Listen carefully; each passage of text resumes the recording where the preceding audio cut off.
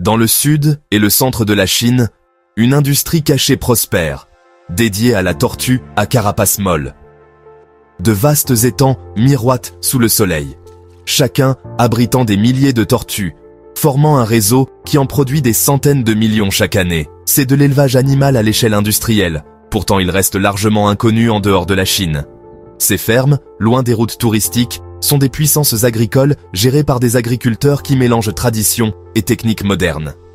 Le travail est incessant, dicté par le cycle de vie des tortues et les saisons. Ce qui se déroule ici est un mélange d'appétit ancien et d'efficacité moderne, révélant beaucoup sur la relation de la Chine avec la nature et la nourriture. L'air est épais de l'odeur de l'eau et de la nourriture. La surface est calme mais grouille de vie en dessous. Pour comprendre ce phénomène, il faut se pencher sur l'histoire profondément enracinée qui l'a façonné. Pourquoi les tortues? Pendant des siècles, elles ont symbolisé la longévité, la médecine et le luxe, une tradition qui a bâti la méga-industrie d'aujourd'hui. Cette histoire relie les dynasties anciennes au marché moderne, un fil dans la tapisserie culturelle de la Chine que nous allons démêler. Si vous appréciez ce genre de contenu, veuillez vous abonner à notre chaîne. On continue. La consommation de tortues en Chine remonte à des millénaires, tissée dans l'histoire et le folklore de la nation. La tortue à carapace molle, Pelodiscus sinensis, était un mets délicat pour la royauté dès la dynastie Zhou. Servir de la tortue était une marque d'honneur et de prospérité, prisée pour sa texture et ses prétendus bienfaits pour la santé. Au-delà de la nourriture, la tortue symbolisait la longévité et la force, sa carapace étant utilisée en médecine traditionnelle pour nourrir et guérir. Pendant des siècles, les tortues ont été pêchées à l'état sauvage, leur rareté en faisant des trésors pour les riches. Cette exclusivité a maintenu une demande latente, attendant le moment où davantage de personnes pourraient en profiter. Dans la mythologie, la tortue était l'une des 4 bêtes auspicieuses, un lien sacré entre le ciel et la terre. Sa profonde signification culturelle a fait qu'elle n'a jamais été qu'un simple aliment. Elle était consommée avec respect et révérence. La place de la tortue dans la culture chinoise était puissante, façonnant non seulement la cuisine, mais aussi la médecine et la spiritualité. Cette révérence a préparé le terrain pour la transformation à venir. Le voyage de la tortue, de symbole sauvage à marchandise d'élevage, allait tout changer. Les années 1980 ont marqué un tournant. Les réformes économiques chinoises ont apporté la prospérité et une augmentation de la demande pour les mets de luxe traditionnels. La tortue, autrefois réservée aux élites, est devenue un symbole de statut pour la classe moyenne émergente. Les populations sauvages, déjà menacées, ont subi une pression insoutenable. La solution, l'élevage de tortues. Les premières fermes étaient toutes petites et expérimentales, les familles apprenant à élever des tortues en captivité. Dans les années 1990, le soutien gouvernemental et les avancées scientifiques ont alimenté une industrialisation rapide.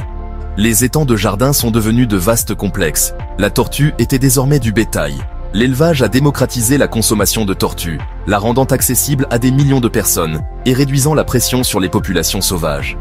Pourtant, la mystique de la tortue s'est estompée, remplacée par la logique du marché et la production de masse. L'identité de l'animal a changé, passant de symbole sacré à marchandise. Cette transformation a sauvé les tortues sauvages, mais a changé à jamais leur signification culturelle. La domestication de la tortue est une histoire d'ingéniosité et de perte. Ce qui était autrefois rare et révéré est devenu routine.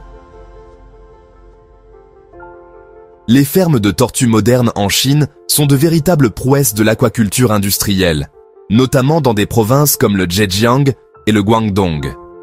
Des rangées d'étangs en béton s'étendent sur des hectares, chacun abritant des milliers de tortues dans des populations denses et gérées. La vie d'une tortue d'élevage est étroitement contrôlée, de l'éclosion à la récolte. Les œufs sont incubés, les nouveau-nés élevés dans des étangs nurseries, et les jeunes sont triés par taille au fur et à mesure qu'ils grandissent. La qualité de l'eau, la température et le pH sont constamment surveillés pour maximiser la croissance et prévenir les maladies. Certaines fermes utilisent de la sélection génétique pour une croissance plus rapide et une meilleure résistance aux maladies. L'alimentation est une science. Des granulés commerciaux remplacent le régime alimentaire sauvage, assurant un gain de poids rapide. 2 fois par jour, les travailleurs dispersent la nourriture, déclenchant une frénésie alors que les tortues se disputent la nourriture. En seulement 1 à 2 ans, les tortues atteignent la taille marchande, bien plus rapidement que dans la nature. Le système est efficace, mais très éloigné de la vie naturelle de la tortue. Ces animaux ne connaîtront jamais les rivières ou la boue, seulement les limites de l'étang. L'élevage industriel répond à la demande, mais au détriment du lien de l'animal avec la nature. C'est la réalité de l'agriculture moderne. L'efficacité prime sur la nature. Lorsque les tortues atteignent la taille marchande, leur voyage de l'étang à l'assiette commence. Les ouvriers drainent les étangs, attrapent les tortues au filet et les trient pour le transport vers les marchés humides animés. Vendues vivantes, les clients choisissent leur tortue pour une fraîcheur maximale, une qualité très prisée dans la cuisine chinoise. La soupe de tortue est le plat le plus célèbre, mijoté pendant des heures avec des herbes et prisé pour ses qualités nutritionnelles.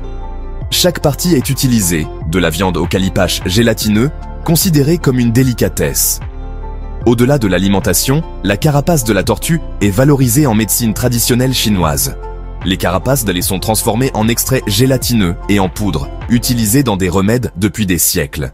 Certaines tortues, en particulier celles avec des motifs uniques, sont vendues comme animaux de compagnie ornementaux, symboles de longévité et de bonne fortune. La tortue d'élevage sert ainsi de nourriture, de médicaments et de tradition vivante. Ses rôles sont multiples, reflétant ses racines profondes dans la société chinoise. De la ferme à la maison, le voyage de la tortue est à la fois ancien et moderne. L'ampleur de l'élevage de tortues a des coûts environnementaux. Les étangs à haute densité génèrent des déchets massifs. Le ruissellement pollue les rivières, provoquant des proliférations d'algues et des dommages aux écosystèmes. Les antibiotiques sont utilisés pour contrôler les maladies, mais les résidus peuvent rester dans la viande et l'eau, favorisant la résistance aux antibiotiques. Les tortues d'élevage, sélectionnées pour une croissance rapide, diffèrent génétiquement des tortues sauvages. Les tortues d'élevage échappées s'accouplent avec les populations sauvages, diluant leur résilience naturelle. Cette pollution génétique menace les espèces mêmes que les élevages étaient censés protéger. Les défenseurs de la nature sont maintenant confrontés à un dilemme. L'élevage sauve les tortues sauvages de la chasse, mais met en péril leur intégrité génétique.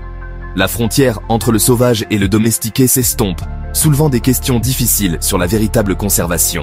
Le succès de cette industrie a créé de nouveaux risques complexes pour les tortues et leurs habitats. Protéger l'espèce signifie désormais équilibrer l'élevage avec des mesures de protection environnementale et génétique. Après des décennies de croissance, l'industrie chinoise de la tortue fait face à des vents contraires économiques.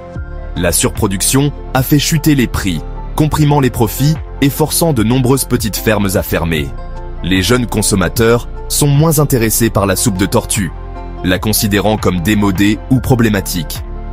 Les préoccupations concernant la sécurité alimentaire, en particulier les antibiotiques, freinent davantage la demande. Certains éleveurs se tournent vers les marchés haut de gamme et écologiques, élevant des tortues dans de meilleures conditions pour des prix plus élevés. Des réglementations environnementales plus strictes augmentent les coûts, rendant la survie plus difficile pour les fermes traditionnelles. L'industrie est à la croisée des chemins, sous la pression de l'économie, de l'évolution des goûts et des nouvelles règles. Son avenir dépend de l'adaptation et de l'innovation. Les élevages de tortues en Chine sont une parabole moderne de la relation de l'humanité avec la nature et la tradition. L'élevage a sauvé les tortues sauvages de l'extinction et a rendu un aliment culturel accessible à des millions de personnes. Pourtant, ce succès entraîne des dommages environnementaux, des risques génétiques et des dilemmes éthiques. La production de masse vaut-elle le coût pour la nature et le bien-être animal ? L'avenir de cette industrie est incertain, pris entre les pressions économiques, l'héritage et la responsabilité environnementale. Des modèles durables à plus petite échelle pourraient ouvrir une voie si les producteurs et les consommateurs acceptent le changement. L'histoire de l'élevage de tortues est un miroir, nous forçant à considérer le vrai prix de notre nourriture. Le destin de la tortue à carapace molle dépend de la manière dont nous équilibrons tradition, commerce et conservation. Qu'est-ce qui a le plus de valeur pour nous? Les coutumes ancestrales, le gain économique ou la santé de la planète? Nos choix façonneront l'avenir de cette créature remarquable, et de bien d'autres. Le carrefour est là, la décision nous appartient.